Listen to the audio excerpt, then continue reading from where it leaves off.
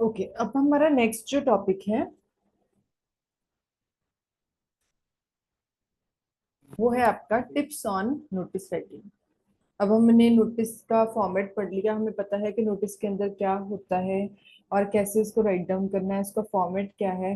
अब हम नेक्स्ट करेंगे कि अगर आप एक अच्छा एक इफेक्टिव नोटिस जो है उसको राइट डाउन आप करने जा रहे हो, ठीक है, सो उसके अंदर ऐसी कौन सी टिप्स हैं जो उसको इफेक्टिव बना सकती हैं। What happened? No, Diksha, what happened?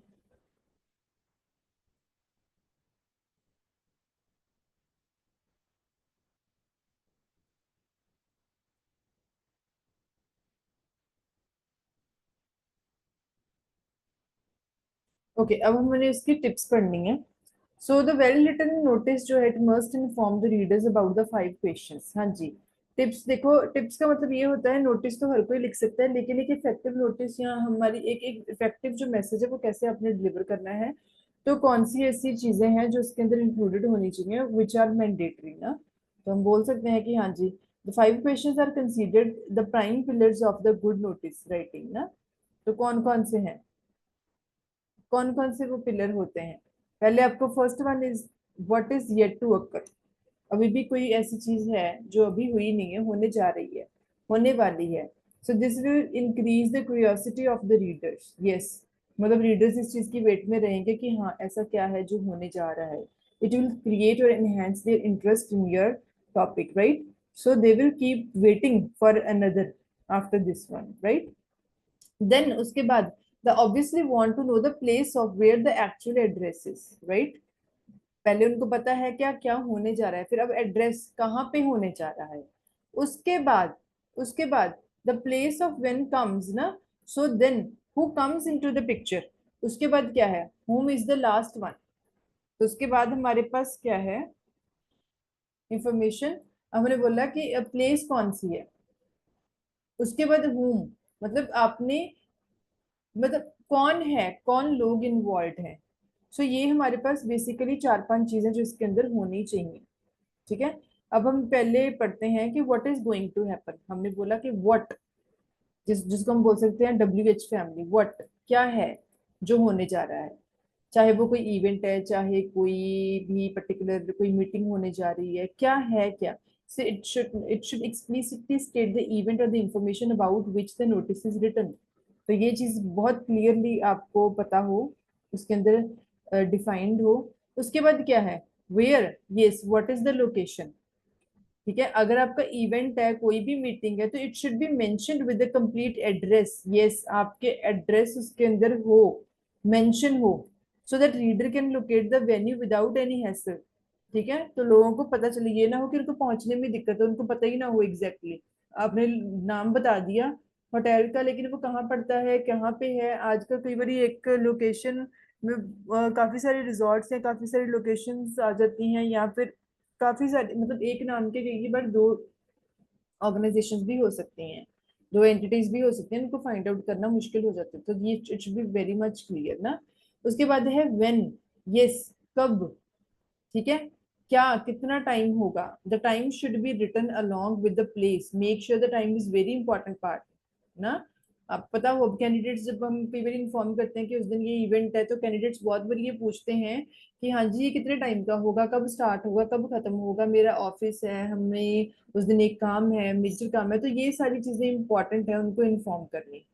Who can apply, ठीक है, और eligible for it, yes.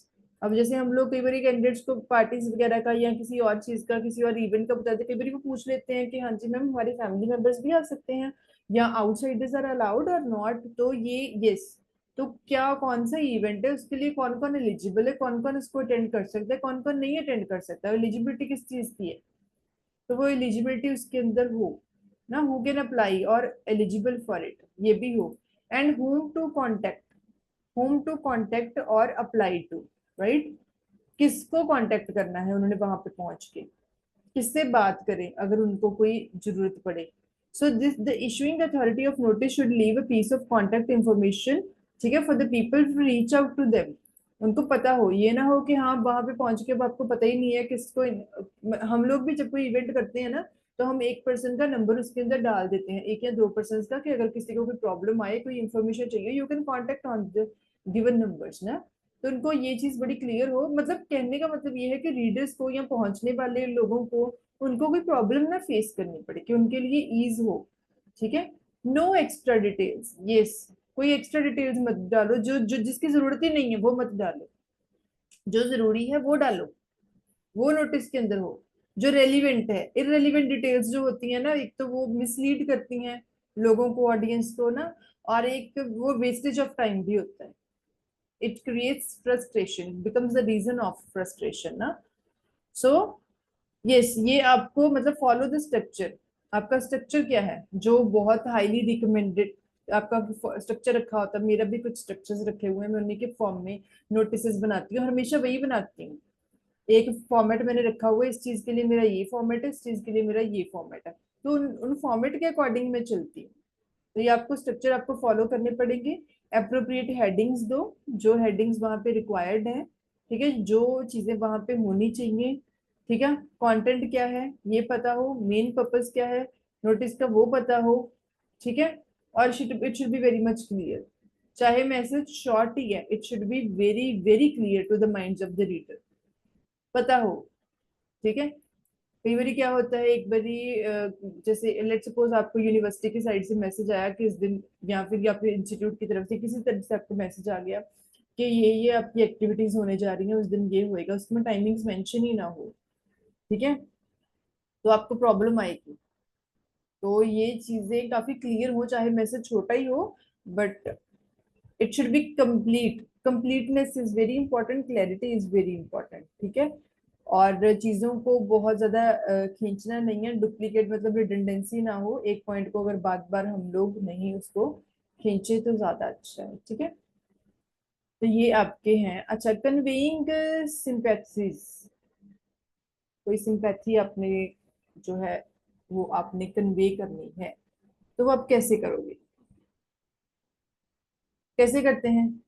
SIM जो सिंपैथीज होती हैं, ठीक है, सिंपैथीज को हम लोग कैसे कन्वे करते हैं, कैसे कन्वे करते हो आप लोग, अगर मैं आप लोगों से पूछूं सिंपैथीज को हम किस वे में कन्वे कर सकते हैं?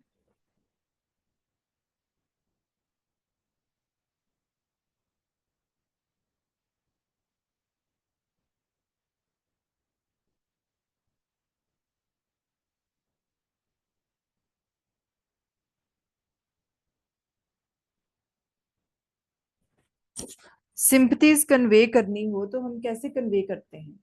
This is the question.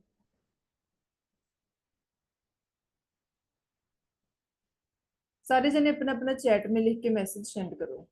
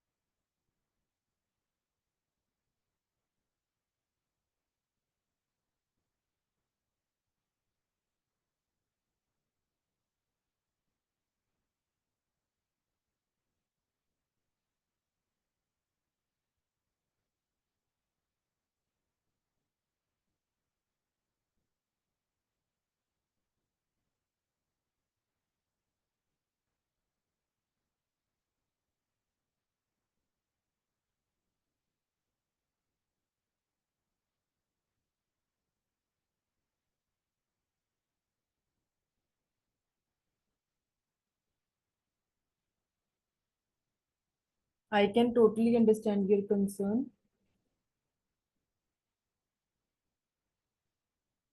और बाकियों का?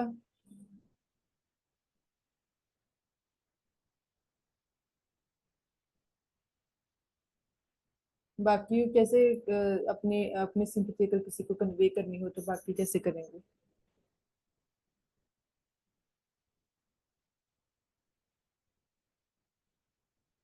कोई तरीका नहीं है। लेट्स सपोज आप लोगों का कोई रिलेटिव है, कोई फ्रेंड है, किसी के साथ कुछ, हाँ ये भी होता है, ठीक है, गुनगुन की listening their problems carefully, yes. हम लोग, हाँ किसी के साथ कोई मिस हैपनिंग हो जाए, कोई प्रॉब्लम हो गई है उनको, तो हम उनकी प्रॉब्लम को सुनेंगे। आप कैसे, तो दे आर डिफरेंट, मतलब एक तरीका होता है हर चीज का। अगर हम एक जनरल लैंग्वेज में बात करें, एक तरीका होता है हर चीज का।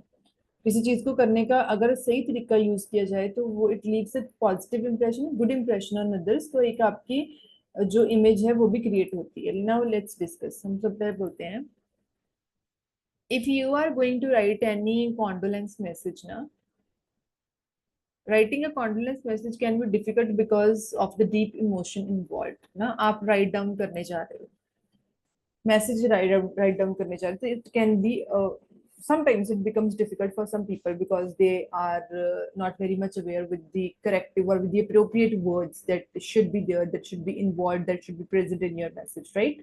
तो कई बार उनके लिए ये मुश्किल हो जाता है।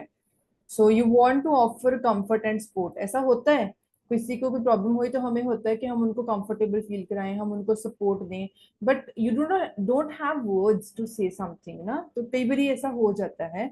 सो हम लोग इसको कैसे कर सकते हैं, there are some examples for these steps ना।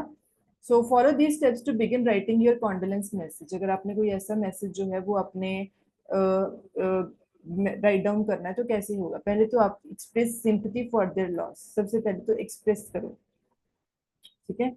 सिंपथी, सिंपथी आप मतलब उनको कैसे दे सकते हो, कुछ ऐसे वर्ड्स, ठीक है। तो जो वर्ड्स अप्रोप्रिएट हों, जो words as per the demand of the situation मतलब सही लगे, तो वो चीज आनी चाहिए। तो लेट्स सपोज हमने यहाँ पे किया, कुछ इसकी एग्जांपल्स हैं, I am sorry for your loss. I am sorry मतलब आपको काफी अफसोस है उनके लिए। So my deepest sympathies to you and your family, आपने ऐसा भी लिख सकते हो। Words, I don't have words can describe how sorry I am for your loss. आपके पास इतने वर्ड्स ही नहीं है जिससे आप डिस्क्राइब कर सको कि मैं, मुझे इतना अफसोस है उसके लॉस के लिए। Thinking of you at this difficult time, ठीक है। यस, आप बता दें कि हाँ जी मैं आप ही के बारे में सोच रहा हूँ, ये सोच रही हूँ। So sorry to hear about your mother, अगर किसी का घर का कोई फैमिली मेंबर कोई एक्सपायर हो गया है, कोई उनको लॉस हो गया है, ठीक है, तो आप उनको ये मैसेज राइट डाउन जो है वो आप कर सकते हो, ठीक है। तो ये कुछ एग्जांपल्स थी। अब आप पर्सनलाइज, कैसे आप पर्सनलाइज कर सकते हैं? Hearing how a loved one touch the lives of others can offer solace to someone who is grieving ना, जो मतलब कैसे आप उनको, मतलब जिसको जो दुख में है, आप उसको कैसे मतलब अच्छा फील करवा सकते हैं या कंफर्टेबल फील करवा सकते हैं, या उनको ऐसा हो कि हाँ आप रियल में उनके साथ हो, सिर्फ बोलने की बात नहीं है, तो आपने उनको फील करवाना है कंफर्टेबल। कैसे हो सकता है? ठीक है, जैसे उस पर्सन के, दे वर अ वंडरफुल पर्सन, आपने ये लिख दिया। आई फील प्रिविलेज्ड, ठीक है, मुझे ऐसा फील हो रहा है जब से मैंने मुझे उसके बारे में पता चला है। सो ब्रदर वॉज, क्या था वो, वन इन अ मिलियन, तो ये भी लिख सकते हो। I always remember her kindness and generosity, ठीक है, तो आप उस पर्सन के बारे में अच्छा लिख सकते हो जिसका लॉस हुआ है या जिसकी डेथ हुई है। Yes, my favourite memory of him will always be, आप ये मतलब देयर आर सम एग्जांपल्स। तो हमें उस टाइम पे ना बड़े सॉफ्ट वर्ड्स यूज करने होते हैं, हम उस टाइम पे उनके साथ हार्श नहीं हो सकते, बहुत स्ट्रिक्ट नहीं हो सकते, बहुत ज्यादा हम लोग फॉर्मल नहीं हो सकते। सो ये सारी चीजें इसके अंदर इंक्लूडेड हो। नेक्स्ट क्या होता है, जैसे let them know that you are there, exactly हम बोलते हैं ना कि we are there for you, मतलब वो अपने आप को अकेला ना समझे इस डिफिकल्ट टाइम में, you are there for them. तो इसके अंदर क्या क्या चीजें हो सकती हैं? I am always on the other end of the phone if you need me, तो ये एक उसकी एग्जाम्पल है। If there is anything at all that I can do just let me know, कुछ ऐसा है, ठीक है। I take care of your dog as long as you need, अपने ये भी बोल सकते हो। Take as much time as you need, but I will be there here, I will be here when you are ready to talk. आपने बोल दिया कि हाँ अगर कोई इस टाइम पे बात करने के सिचुएशन में, ऐसी कंडीशन में नहीं है, तो आप बोल सकते हो कि आप जितना टाइम उनको चाहिए वो ले सकते हैं, लेकिन आप यहाँ पे हो जब भी वो रेडी हो, जब भी वो मेंटली प्रिपेयर्ड हो आपसे बात करने के लिए। I love you and I am always there for you. So this is the another example. तो ये सारी हमारी एग्जाम्पल्स इसके अंदर आती हैं, ठीक है। So this was your last topic of this chapter. So we have covered this subject. कोई प्रॉब्लम हो आपको इसके अंदर, या कोई आज के चैप्टर में या इस सब्जेक्ट के अंदर आपको कोई प्रॉब्लम आई हो, तो you can share your queries, you can share your doubts. Is there any problem?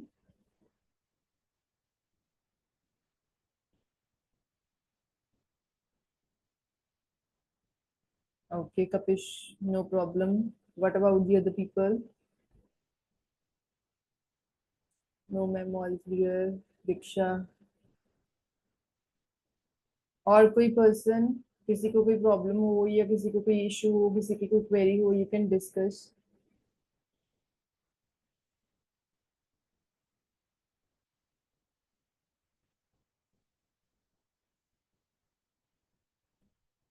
Okay, ठीक है। बाकी आप लोगों के रिकॉर्डेड लेक्चर्स मैंने आपको पहले ही बताया है कि I am uploading them on the application. आप वहाँ पे जाके भी असेस कर सकते हो। अगर आप लोगों को बाद में कोई लेक्चर सुनना हो तो आपको लगे, तो आप वहाँ पे जाके वो असेस कर सकते हो वीडियोस को, नोट्स को। ठीक है, आपके जो भी नोट्स वगैरह पड़े हैं वो सारे क्लास प्लस के ऊपर हमने अपलोड कर दिए हुए हैं। ठीक है, तो अगर कोई और प्रॉब्लम हो you can drop a message और टेक्स्ट मी। ठीक है, 8 to 5 I am there in the office. ठीक है, तो आप अपनी क्वेरीज जो है वो डिस्कस कर सकते हो। बाकी अब आपका इसके बाद नेक्स्ट जो सब्जेक्ट होगा उसका आपको नोटिस आ जाएगा। ठीक है, अगर हम कल से स्टार्ट कर रहे हैं, परसों से स्टार्ट कर रहे हैं, I will inform you about that. Okay, and timings will be same. If I'll be taking your class, then our timings will be same. If there will be any kind of changes or the modifications, then we'll inform you in the written format. Okay, कोई भी problem हुई, कोई भी आपकी information होगी, I will inform you. Okay, ठीक है। सो should I leave the class now?